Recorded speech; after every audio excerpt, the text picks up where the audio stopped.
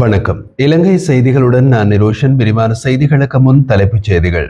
ட்ரம்பின் வரி கொள்கை தொடர்பான பிரச்சனைகளுக்கு இலங்கை அரசாங்கம் இதுவரை எந்த தீர்வும் காணவில்லை என்று குற்றம் சாட்டும் எதிர்க்கட்சித் தலைவர். சிறையில் தடுத்து வைக்கப்பட்டுள்ள முன்னாள் அமைச்சர் SM சந்திரசேனவின் கோரிக்கை ஒன்று சிறைச்சாலை நிர்வாகத்தால் நிராகரிக்கப்பட்டுள்ளதாக தகவல். சபாநாயகர் வைத்தியர் ஜெகத் விக்ரமரத்னவுக்கு எதிராக புதிய முன்னணி இலஞ்ச ஊழல் மற்றும் ஒழிப்பு ஆணைக்குழுவில் முறைப்பாடு. செம்மணி சிந்துபாத்தி புதைக்குழியில் 2ஆம் கட்ட அகழ்வு பணிகள் இன்றும் 11வது நாளாக தொடர்கிறது. ஒரு சிறாரின் எச்சத்தில் காணப்பட்ட முக்கிய தடயம். தொடர்வது விரிவான செய்திகள். நாட்டின் ஏற்றுமதியிலும் மிக பெரும் பங்கை அமெரிக்க சந்தை வகிக்கின்றது. இருப்பினும் அமெரிக்க ஜனாதிபதி டொனால்ட் ட்ரம்பின் வரி கொள்கைகள், குறிப்பாக பரஸ்பர தீர்வை வரிகள் இலங்கையின் ஏற்றுமதிக்கு கடும் சவாலாக மாற்றப்பட்டுள்ளன. இந்த வரி சிக்கல்களுக்கு எதிராக பல நாடுகளின் தலைவர்கள் அமெரிக்காவின் பொருளாதார நிர்ணய அதிகாரிகளுடன் கலந்துரையாடி தங்களுக்கு சாதகமான உடன்பாடுகளை எட்டியுள்ளனர். ஆனால் இலங்கை அரசாங்கம் இதுபோன்ற எந்த முயற்சியும் மேற்கொள்ளவில்லை என எதிர்க்கட்சித் தலைவர் சஜித் பிரேமதாச குற்றம் சாட்டியுள்ளார். ஐக்கிய மக்கள் சக்தியினால் இந்த விடயம் தொடர்பாக கேள்வி எழுப்பப்பட்ட போது அரசாங்கம் உரிய பிரதிநிதிகளை அனுப்பி கலந்துரையாடும் என்று கோரப்பட்டதோடு பல வாக்குறுதிகளும் அளிக்கப்பட்டது. ஆனால் இன்று வரை இந்த பிரச்சினைக்கு தீர்வு காணப்படவில்லை என்று அவர் குறிப்பிட்டுள்ளார்.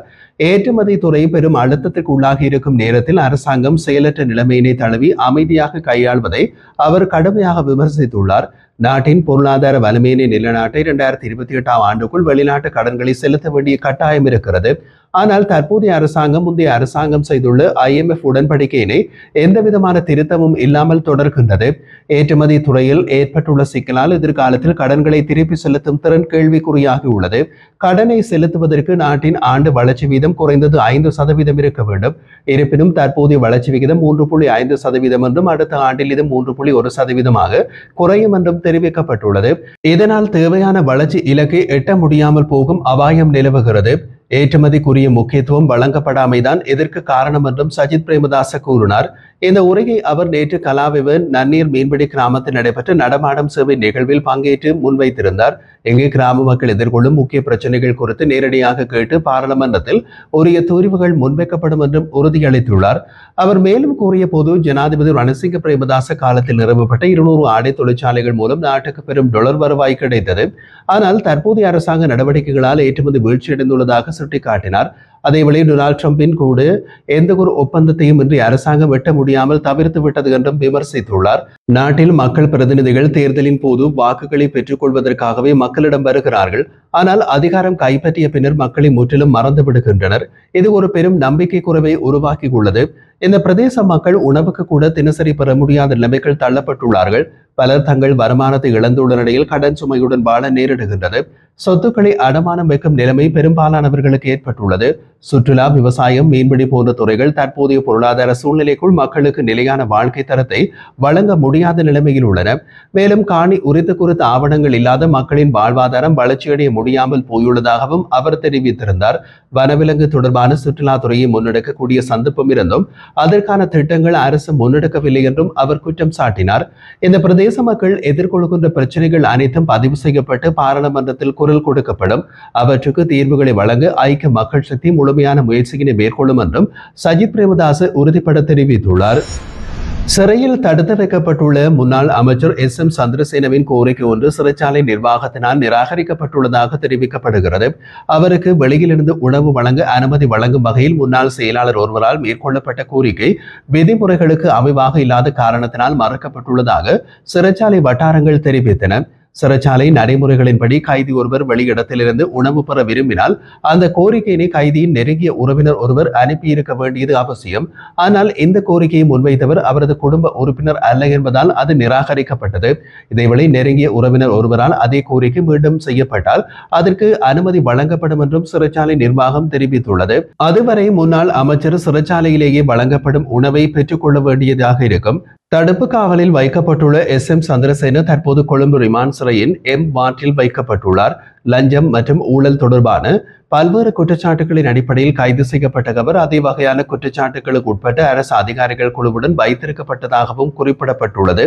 அவர் கடந்த மாதம் 4ஆம் தேதியில் லஞ்ச ஊழல் விசாரணை ஆணைக்குழுவால் கைது செய்யப்பட்டு எதிர்வரும் 18ஆம் தேதி வரை தடுப்பு காவலில் வைக்கப்பட்டுள்ளார். சபாநாயகர் வைத்தியர் ஜகத் விக்ரமரத்னவுக்கு எதிராக புதிய மக்கள் முன்னணி லஞ்சம் மற்றும் ஊழல் ஒழிப்பு ஆணைக்குழுவில் முறைப்பாடு ஒன்றை சமர்ப்பித்துள்ளது.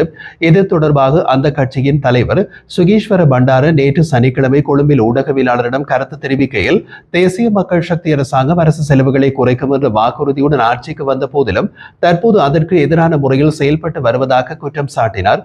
சபாநாயகர் தனது உத்தியோகபூர்வ வாசல்தனமான மும்தாஜ் மஹாலை பயன்படுத்தாமல் லாரிஸ் தொடர்மாடி பகுதியில் அமைந்துள்ள தனியார் தொடர்மாடி குடியிருப்பில் தங்கியிருப்பதாகவும் அவர் கூறினார். மேலும் அந்த குடியிருப்பில் தற்போது சபாநாயகரின் தனிப்பட்ட செயலாளர் வசிக்கிறார் என்றும் அவர் கூறினார். பாராளுமன்ற செயலாளர் நாயகத்தின் அனுமதியுடன் சபாநாயகருக்கு 2 வாகனங்களுக்கு மாத்திரம் 900 லிட்டர் எரிபொருளும் வழங்கப்பட்டுள்ளது. இருப்பினும் சபாநாயகர் 3 வாகனங்களை பயன்படுத்துகிறார் என்பதும் கேள்விக்குறியாக உள்ளது. 2 வீடுகளையும் அனுமதி இல்லாமல் கூடுதல் வாகனத்தையும் பயன்படுத்துவதன் மூலம் மக்களுடைய வரிப்பணம் தவறாக செலவிடப்படுவதாக சுகீஸ்வர பண்டார குற்றம் சாட்டினார். எனவே இந்த முறைகேடுகளை பொருட்படுத்தி லஞ்சம் மற்றும் ஊழல் ஒழிப்பு ஆணைக்குழுவில் முறைப்பாடு தாக்கல் செய்யப்பட்டுள்ளதாக அவர் தெரிவித்திருந்தார். செம்மணி சித்துப்பாத்தி மனித புதைகுழியில் 2ஆம் கட்ட அகழ்வு பணிகள் இன்றும் தொடரப்படுகிறது. இது 11வது நாளாக நடைபெறுகின்றது. இன்றைய தினம் அரை நாளுக்கான அகழ்வு பணிகள் முன்னெடுக்கப்படும் என்று பாதிக்கப்பட்டோர் தரப்பில் சட்டத்தரணி VS நிரஞ்சன் தெரிவித்திருந்தார். நேற்றைய அகழ்வு பணிகளில் புதிதாக 3 மனித எச்சங்கள் கண்டறியப்பட்டுள்ளது. இதன் மூலம் இதுவரை அடையாளம் காணப்பட்ட மனித எச்சங்களின் எண்ணிக்கை 45ஆக உயர்ந்துள்ளது.